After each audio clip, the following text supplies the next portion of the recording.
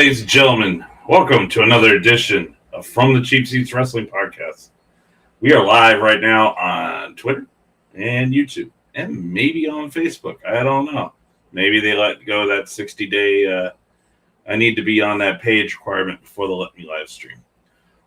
Today, we're going to talk a little bit about Raw, a little bit about NXT, a little bit about Dynamite, kind of some opinions that I have from all three shows and where they're probably going with certain things. Also, we're going to preview Smackdown. As well, talk about a little bit of Scuttlebutt you see on Twitter, rumors, that kind of stuff. But just kind of showing everybody a little bit of the updates here in the old studio, the office, the headquarters from the Cheap Seats. Somewhere down here is the Winged Eagle up there, or here is the Intercontinental Championship, the Attitude Era / pre-PG era version of the Intercontinental Championship. Obviously, you see whose name is on Big Goldie, even though one of these days I'll switch it to Ric Flair's. I got that plate as well.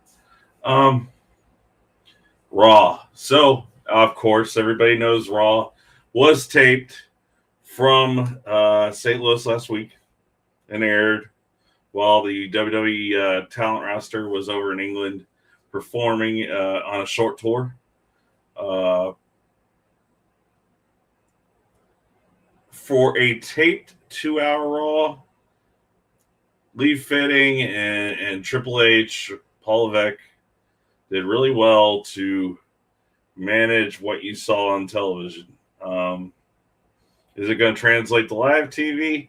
It may take a couple of weeks in regards to getting the timing down for a 2-hour show on live television. But I thought Raw was actually a pretty good show. We saw the return of a feared tag team. Hopefully, not just getting the old name back, but getting their actual names back. Raymond Rowe and Ivar being Warbeard Hansen. I would love to have War Machine back, to be all honest with you. That was a name that I loved about War Machine. In the PG era, we don't need to be promoting war. I get it. And you can kind of keep also the Viking mystique about Ivar and Eric, if that's going to be their names, or they're reverting back to their former performance names. The showdowns now: Rhea Ripley, Tiffany Stratton, top tier talent. Either future champions or been a champion. They're not going anywhere. I think in concert with the Bad Blood match, the stuff you're seeing with Liv is getting a little hokey now, especially since they're teasing Tiffany cashing in her Money in the Bank case, which I think more than likely is going to be Nia. It's kind of written in stone at this point. And they may be setting Tiffany up with their first defense against probably a returning Charlotte Flair. But having those two pair against Liv Morgan and Raquel Rodriguez in the main event was not a bad idea. Hell, I actually was particularly fond of the women's tag team title match with Jade Cargill and Bianca Belair versus the Sky Pirates, Damage Control, whatever you want to call them, Io Sky and Kairi Sane. It's a good, solid match. Io doesn't need to be made to look $1 million. She already knows her worth and how well she puts out in the ring. Jade Cargill is a great talent. Just has to get the timing figured or the match structure figured. but she is far better than she has been in past years. Bianca and Kyrie, they are talent that you tell them what to do and they'll go do it. And hell, what was it? I believe it was the finishing match yesterday evening or Monday evening with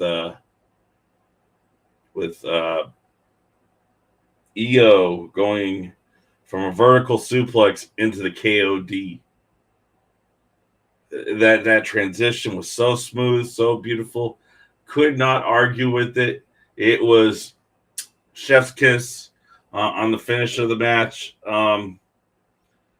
Bianca and people like to talk down the women's tag team titles. You know, they should have kept the NXT tag team titles for the women down there. You know, they added a secondary women's championship before they added secondary women's championships on the main roster. It's crazy. And that's not me judging Shawn Michaels or Triple H, William Regal, Matt Bloom, all those down there, either in NXT or corporate there in Stanford. But it kind of, if you really want to make like a Lash Legend and a Jakara Jackson, or tag teams that are coming about through NXT, female tag teams like Fatal Influence, bring those championships back down there. End the merger between the two championships, the main roster and the NXT. Give them back their titles. You can. It's already Stephanie Vacour and La Primera and Julia, the Beautiful Madness. They could come together as a tag team. They might end up like Shawn Michaels and Steve Austin, but you know what? At the end of the day, you broaden your women's division with that set of titles. The sit down between Adam Pearce and Bronson Reed. I gotta give a shout out to Bronson Reed for the Vader tribute. It was beautifully done, and as you can see to my left here, or my military right, whatever you want to call it, the little Vader Funko doll, Leon White. I am a big fan of heels, and he was one of the first heels that terrified me, but also allowed me to enjoy accepting big man wrestling.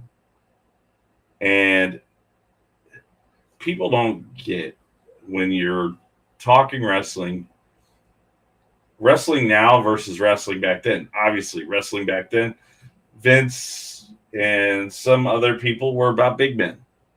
You know, we got to push our big men, the muscular types. Now we get a cacophony, a smorgasbord. Yeah, see, $1 million vocabulary worked for me from high school and college. We're getting a smorgasbord of professional wrestling that we didn't have prior. You know, we have lucha libre, we have high flying cruiserweight style wrestling, we have heavyweight wrestling. I mean, Braun Strowman, Bronson Reed, Otis, Obafemi, you name it. Hell,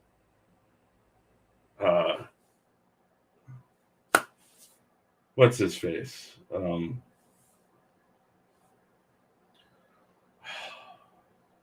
Man, I'm gonna feel Omos, the Nigerian giant Omos. You know, the women, same thing. You know, if I got 4 or 5 matches on Monday Night Raw in 2 hours before Netflix, the Netflix move in January, I'm fine. If 2 of them are women's matches, I'm fine with that. Let's do that. Let's, you know, but that also gives them time between promos and commercials to kind of fit it all in there. So 11, 12 minutes to get a match in. Hey, cool. All about that life. Let's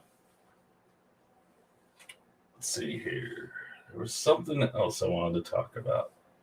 I'm not really going to talk about Miz and R-Truth. That, you know, I love what they do, and I'm kind of intrigued by the whole New Day fracture, the Awesome Truth going on television under Karrion Kross's suggestion, so to speak. And God, they should do more in-ring wrestling stuff with Karrion Kross. Don't make him just the devil's advocate. Yes, he's great at that. He's proven that week after week. But, put him in the ring. Not everybody wants to see AOP. Yes, AOP is cool. Let them be the monsters outside the ring and use them in tag teams, win tag team matches. But Final Testament was to broaden everybody in that group. Paul Ellering doesn't need it. We all know his resume. Hall of Famer. I believe a Cauliflower Alley Club member. You name it. Paul Ellering. Precious Paul Ellering. At this point, could bring Rocco back. And and professional wrestling fans now probably wouldn't have the knowledge or the reference of Rocco then. Bring back the killer Kross. Not just Karrion, but bring back the guy we feared in NXT that just sat there and beat you up for 2 minutes and threw you to the curb. Now, let Karrion, ruminate, be methodical, slow down a match, so everybody absorbs the abuse he's putting in on a baby face. And that's great. But allow him some god dang time to be a threat, to be a top tier, high mid card, low main event, or even in the main event. Yes, the main event picture is stacked. You got Drew McIntyre, Seth Rollins, now Bronson Reed, CM Punk, Gunther, Damian Priest, Finn Balor. And some people are going to sit there and say, oh, Finn Balor, he's just high mid card. He's a tag team champion. They don't know what to do with him. I guarantee you, as I'm looking into this camera right now, Finn Balor in the next couple of years will be competing up against a Gunther or Seth Rollins or Bronson Reed for that very World Heavyweight Championship there on Raw. Same thing with JD. JD has the chops to be a future Intercontinental champion. People are like, oh, we don't like JD McDonough. Well, Jordan Devlin was trained by the very man I just mentioned. Finn Balor, Prince Devitt, Fergal Devitt, whatever you want to call him. He is an amazing talent. I mean, I don't think people get the wealth of talent that both Raw, SmackDown, even NXT produces, whether they're from the independents, whether they are from another company, started at another company, or they're homegrown from NXT. That's the thing, is not everybody on that roster, some went through NXT. Did they really need it? Probably not. But NXT is like taking coal and turning him into diamonds. And almost 98, if not 99% of the roster, I believe, with the exception of CM Punk and AJ Styles, have competed. I believe AJ Styles has had a match.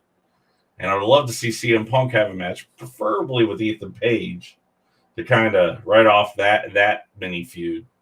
But NXT takes coal and turns them into diamonds. And you see that every week, whether it's on Raw or SmackDown, their PLEs, or even where many of them started, NXT. Going on from Raw to, let's go back to Raw for a second. Gunther and Cody Rhodes. Now, many people are speculating how are they going to finish this match? Who's going to go over? Who's going to benefit? Head says Gunther. Why? Because Cody has Roman Reigns, Randy Orton, Kevin Owens, probably Jacob Fatu in the not so near future, The Rock to contend with. And those matches alone, he doesn't need to be some crown jewel champion. He's being put into the deep end of the pool, and we already know he knows how to swim. Gunther doesn't really need it either, but they gave him King of the Ring, and King of the Ring was meant to be a tournament trophy, as well as the eventual push to being World Heavyweight Champion. Obviously, in years past, we kind of skewed away from that, turned it into a gimmick versus, the prestige and honor of being, hey, this is the next guy. You would call him the King General, Ring General, King of the Ring. It doesn't matter. Gunther, I think, wins it. Hart also tenuously and trepidatiously agree, but we'll see. I'm not the one with the pencil, so booking stuff might go a different way. Who knows? Now we're gonna move into NXT. NXT started off with Tony D'Angelo giving a tribute to his opponent at the St. Louis taping or the St. Louis live show.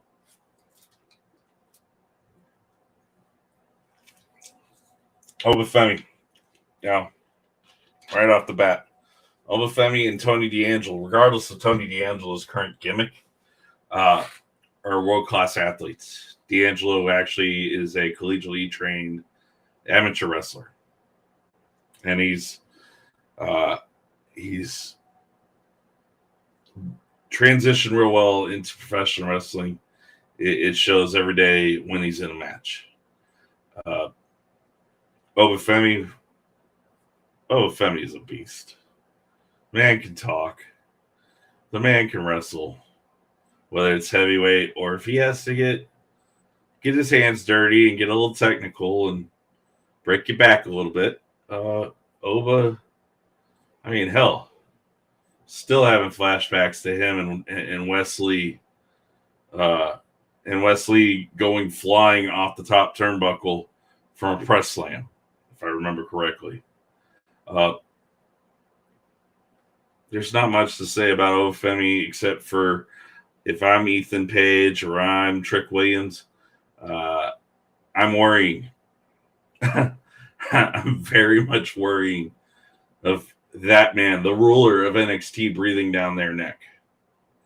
Of course, Oba sat there and, he foreshadowed what the next match in their series is going to be, which kind of screams cage match or fight pit. We'll see. There's people that are arguing that, Jada Parker and Lola Vice are better served in that style of match. And we'll see. So we'll see. We'll see what NXT does here in the near future.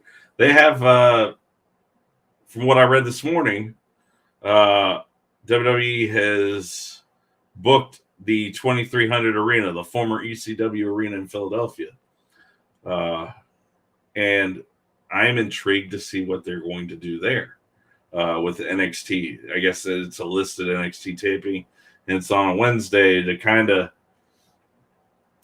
not be stuck on Election Day. There's going to be enough drama that day as it is with the politics and such. And we tend to be a politics-free podcast here. But honestly, I have nothing for either person. I honestly think their parties have made grand and gross and grievous mistakes in years past, to where it has us now. You know, neither side wants to bring it back to center and be civil and everything else, but that's for another podcast, another time, and another soapbox rant for later. The following match after the D'Angelo Obafemi promo,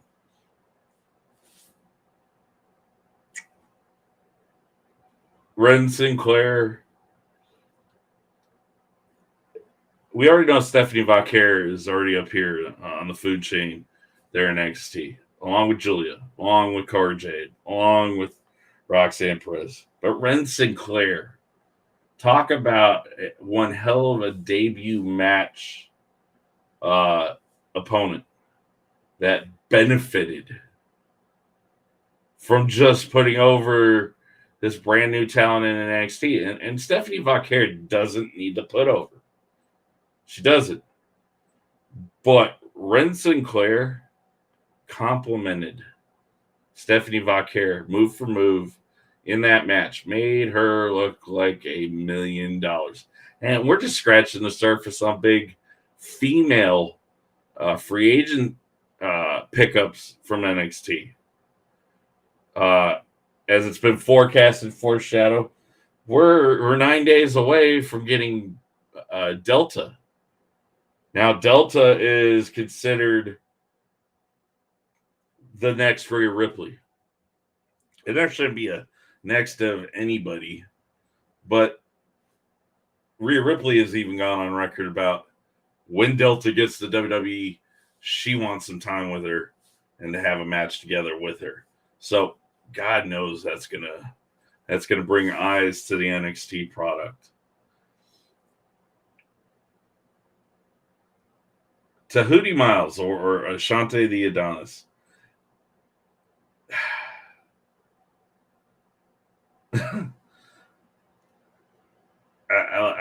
I dig the Playboy gimmick, the Casanova style gimmick. It doesn't work for him. I liked more the hip hop guy. I like the guy that, they paired with not Shelton Benjamin, Cedric Alexander. God, if you just let them two go to work and let them just be a tag team. Don't make them into really some goofy ass gimmick, but just make them a solid, structured tag team on NXT, Smackdown, Raw. We're talking about building divisions on main rosters, let alone developmental. But yet again, I am not the one with the pencil. This is just me thinking.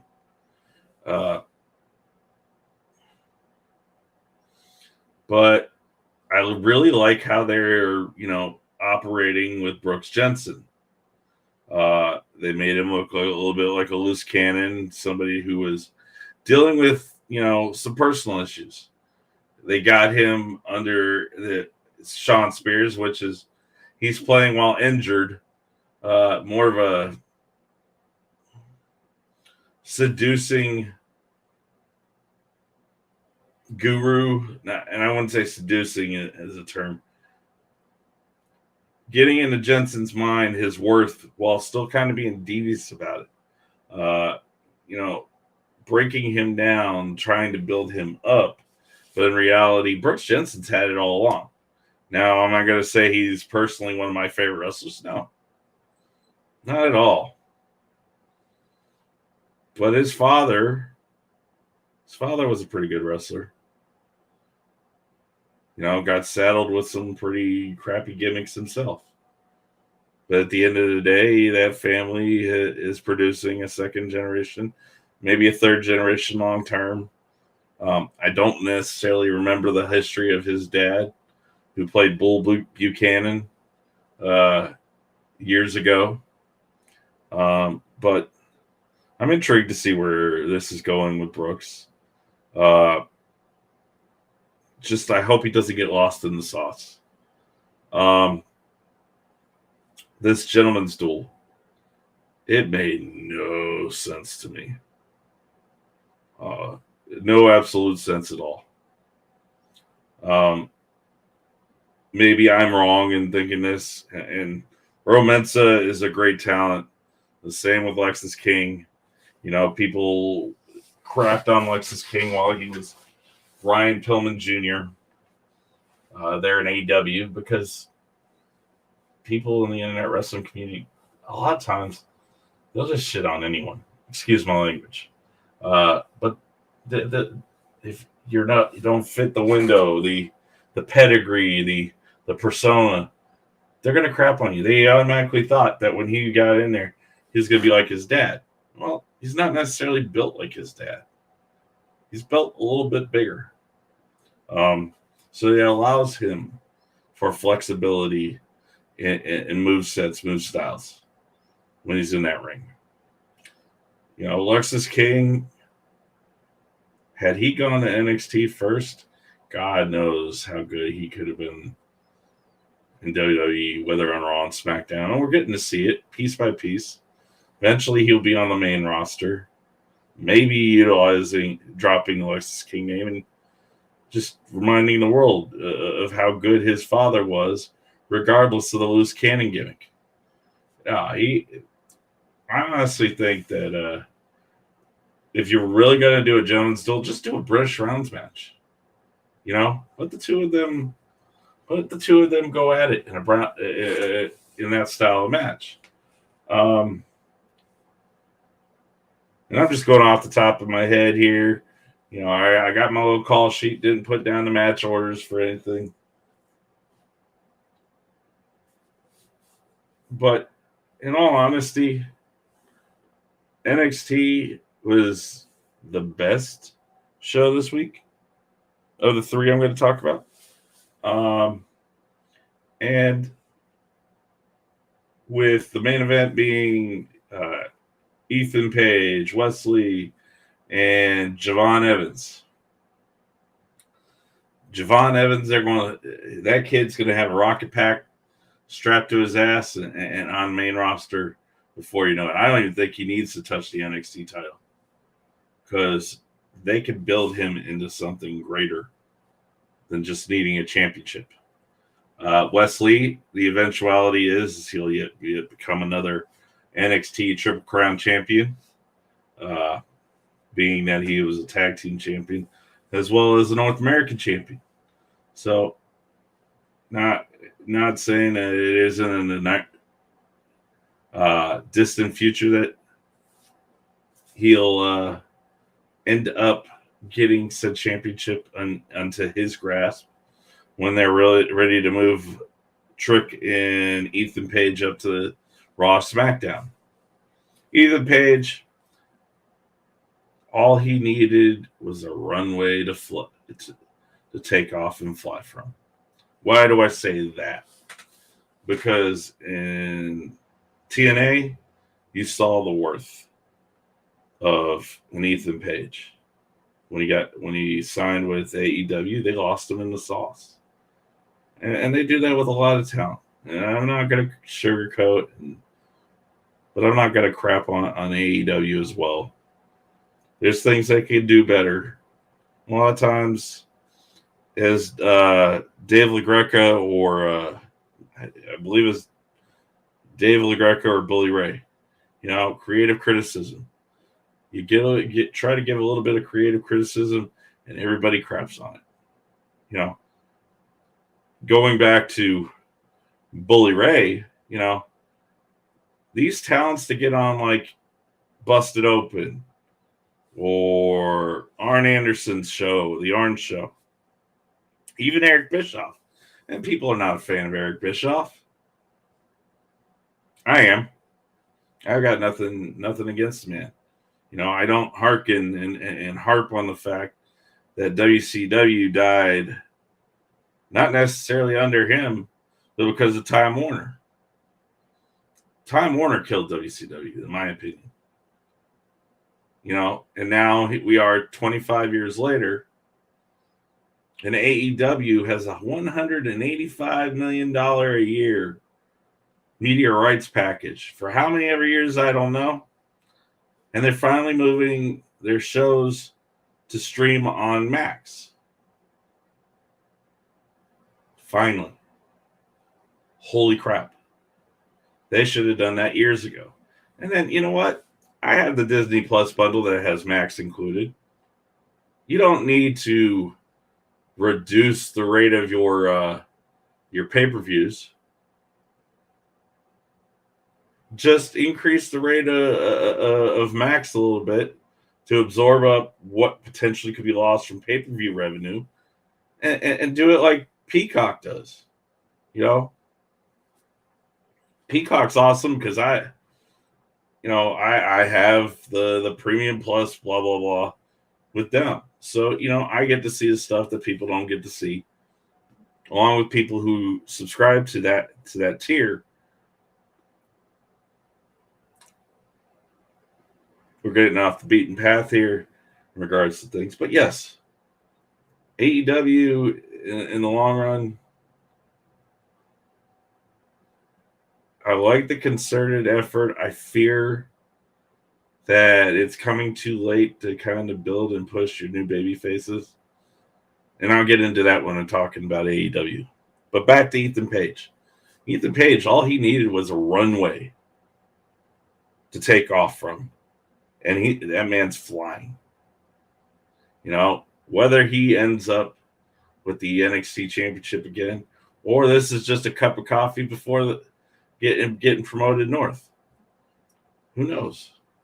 I do like the fact that their Halloween Havoc match is going to be a Devil's Playground match. And what Halloween Havoc here lately hasn't been complete without the ballsy badass Shotzi Blackheart and one of her best friends off screen, who gets to co-host it with her every year, Scarlett Bordeaux, Johansson, Scarlett Bordeaux, wife of the aforementioned Karrion or Killer Cross, and it's going to be made amazing what they do with Halloween Havoc. I mean, you already have, I think, 3 matches set up. Women's tag team match with Roxanne Perez and Cora Jade versus Stephanie McCoy and Julia.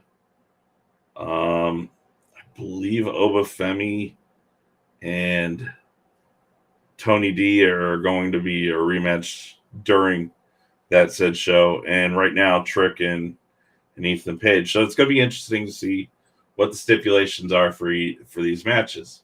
Also, forgetting and mentioned earlier, Fatal Influence.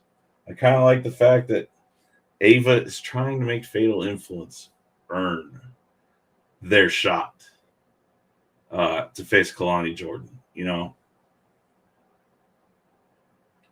It depends. This is a leaderless group as well.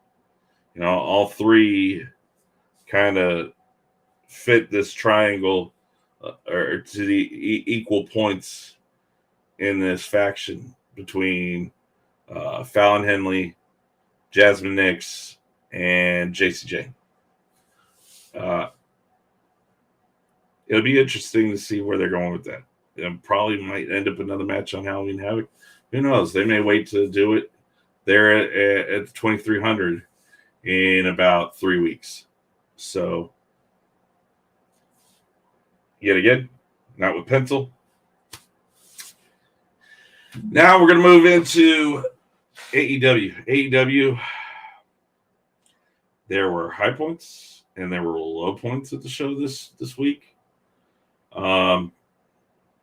The high points were the FTR match, and FTR gets Big Bill and Brian Keith of the Bounty Hunter, Brian Keith of the Learning Tree, as well the AEW debut of Shelton Benjamin. Shelton Benjamin is 49 years old, throwing around people like he's 20 years younger. He did that with Leo Rush.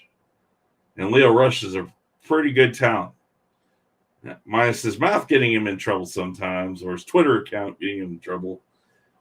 Leo Rush is a talent that once you get him in a direction, watch out.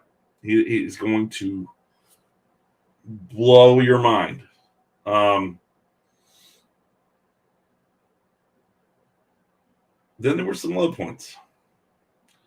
And when I mean low points, the conglomeration versus the elite with the Blackpool Combat Club coming in, interfering, and beating up the baby faces, and the ensuing babyface call to the ring after the fact. To leave them to waste and then fight them again and look like they're getting the upper hand on the... There was no point to that. You know, calling the elite cowards, I think there's a bit of a tease of a tweener. We're going to join in and help AEW, but we're still going to look out for ourselves kind of mentality from the EVBs or the EV Bucks, the Rainmaker Kazuchika Okada, and the Scapegoat, and CM Punk's very, very best friend, Jack Perry. CM Punk's very best friend because he course corrected a 10-year absence all in one act. So thank you, Jack Perry, giving us back CM Punk on the platform and the channel and the company that he should have never been left. And I'll go into that in a future podcast, but we're not going to belabor John Laurinaitis here. He's already got enough of his own issues. But timing. Kip Sabian screwed up the timing, so Hangman Page screwed up his timing when the Christian Cage Jay White match. They should have just let that match go without the interference. Got rid of Nick Wayne like they did Mama Wayne. The rest of the Bang Bang Gang. Just let that been a one-on-one. Regardless who won, whether it was Christian or Jay White, both were going to get over or be put over. Jay White is an incredible talent coming from New Japan to AEW. Christian Cage, what can be said about Christian Cage? Man's a multiple-time world champion in different companies. He is like Edge to that roster. If I could, he's like Hades. You're the Wrath of the Clash of the Titans. He's Hades, obviously hearkening to Edge's role in Percy Jackson, the Olympians, the TV show. Edge is like Zeus. So, yeah, I kind of think that match didn't need the interference. Like I said, the babyface stuff, getting beat down and then trying to look big again. Well, they should just let the BCC get in the truck, go. Then, as these baby faces are chasing them off, then cut the promo. It's the little things. I'm not going to sit here and say that I know everything about professional wrestling because they don't pay me to produce and write stuff. They don't. And I'm fine with that. I'm just one fan out there giving an honest opinion about what I see. The women's match, Queen Aminata and Mercedes Moné. Great match. I'm not the biggest fan of Mercedes Moné, nor was I a big fan of Sasha Banks. But when she does it right, her matches look crystal clear, with very little to no mistakes at all. Do I think that a shock win by Aminata taking the TBS championship would have been a bad thing? No, because in all honesty, it would have put and got Amanada over, Queen Amanada. You already have Mercedes Moné with the New Japan Pro Wrestling Strong Women's Championship. I mean, she's holding a major company's women's title. Why not? And then a week later, Mercedes could have gotten it back, or however they would have put that. But Dynamite's trying. They're trying to build these stories. They're trying to get over new talent, and that's the thing. You can only try. People are going to respond to it. Hey, cool. Also, another thing with the ratings. NXT beat Dynamite. Now, does that matter? Really, no, because guess what? AEW has a television contract. WWE has a television and streaming contract coming about soon. They're not really worried about it. As it was said, that CW would have been just fine and happy with 500,000 viewers watching NXT. 500,000. Now, here's the funny part when I say this. I believe the Arrow finale or the Flash finale didn't get above 1 million viewers.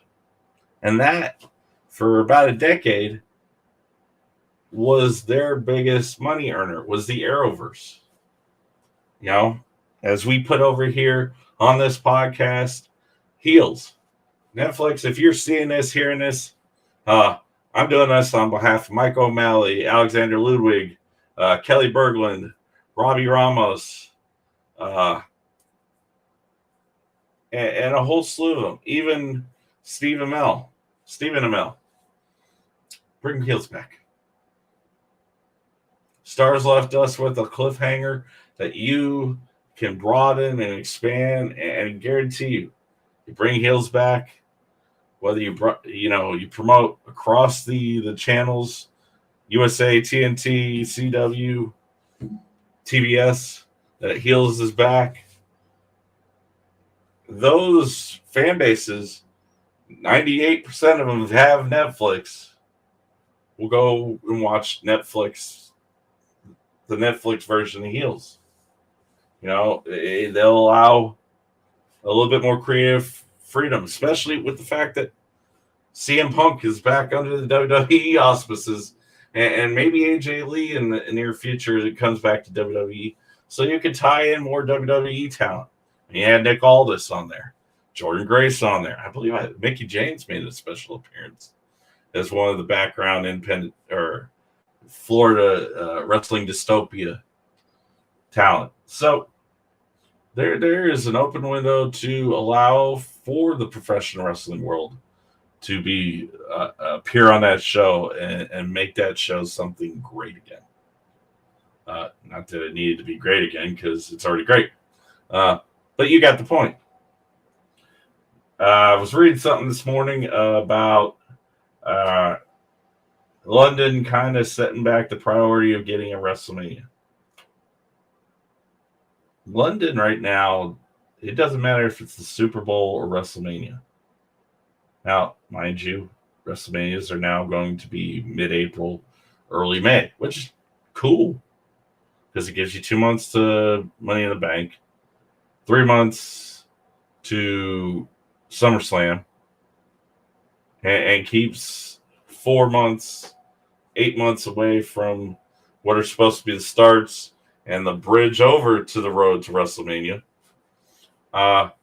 London is getting eyes on it because places like TKO, WWE, and UFC, the NFL, does see it as a priority. So to sit there and Meltzer going, well, they don't think WWE is a priority anymore.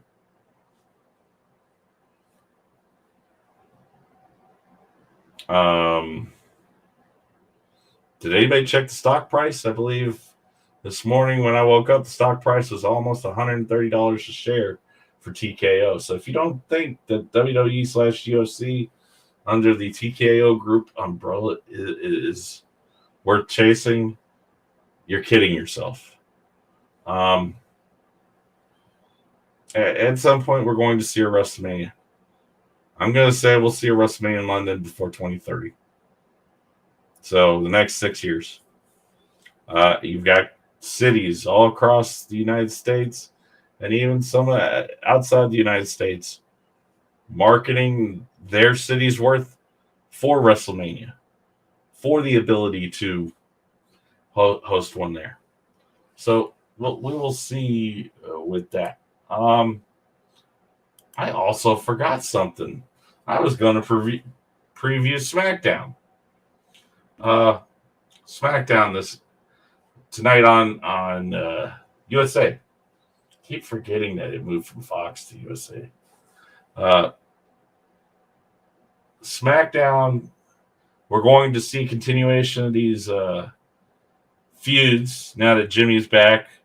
The OG bloodline versus the new bloodline, or the new blood, or whatever you want to call them. Roman Reigns is going to get his piece. He's been hip checked enough by Solo and Jacob over the last couple of weeks. One of them is going to get a piece of their ass taken off the back of their hide. Just say. Of course, we're going to kind of see where Kevin Owens with his little Twitter message and the fallout there goes, along with Randy and Cody. We're going to see the best of 7 series between Carmelo and Andrade meet up and address a lot of that to ruminate. I have a feeling Andrade is going to get put over, but, Carmelo Hayes wouldn't hurt to put him over too. Carmelo Hayes, damn good talent. There's a reason why he was a number 1 draft pick for SmackDown. Andrade, a man's resume speaks for itself. Former NXT champion, former United States champion. Honestly, probably would have been better on Raw to go after the World Heavyweight and Intercontinental Championships. But I am not Triple H. I am not Bruce Pritchard. I am not Nick Aldis and the producers that run that side of creative. But Andrade more likely is going to be another U.S. champion at some point when they decide to move the LA Knight up to the top tier World Heavyweight Championship talk, or allow him to compete on a constant basis the World Heavyweight Championship. Then tonight we also have Los Garza from Legado del Fantasma facing off against a mystery tag team of Nick Aldis' choosing. Well, you already have Street Profits and DIY in a feud to see who's going to face the Bloodline at some point. Raw currently has a tag team tournament to determine who is going to be Judgment Day's next challengers, which now everybody has them, and obviously the vignettes pointing to with a flash of the MCMG, Motor City Machine Guns, Alex Shelley, Chris Sabin, finally appearing on WWE television this week. If you're watching tonight, you're in for a treat. Those men are, I guarantee you, are what SmackDown's tag team roster is going to eventually be built around. Machine Guns versus Street Profits, Machine Guns versus DIY, Street Profits versus X, Y, and Z. The Bloodline. They're facing Los Garza tonight. But just the tag teams in general. in SmackDown or on SmackDown. It's going to be pretty interesting how it goes. But I expect a huge pop tonight, since they are coming back into town from London or from England. And who knows? Who knows where this is going to go? But eventually, we head into Crown Jewel and Survivor Series. So there's many roads that the aforementioned tag team can head down on. That being said, this has been from the Cheap Seats Wrestling Podcast with me, Chris Branson. We like to do this every Thursday at around about 2 p.m. But sometimes things happen, and I guess I have the flexibility of the free reign to move it to Fridays. Well, I've got the time here. If you have a chance, don't shy away from donating. If you care, I believe I have a link in here somewhere. I want to raise money for veterans causes. Help VFWs out with certain things in regards to physical structure, that kind of stuff. So if you feel free to or care to donate, let me know. I am not that hard to reach. And believe me, you can reach me on Facebook, YouTube, and X.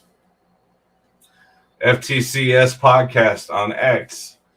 And from the Cheap Seats Wrestling Podcast on Facebook, on YouTube. Like, share, subscribe if you like this. If you hate it, leave some creative, constructive criticism. I'm all about that. Other than that, this has been Chris Branson. I hope you all have a great weekend, and I will see you next Thursday.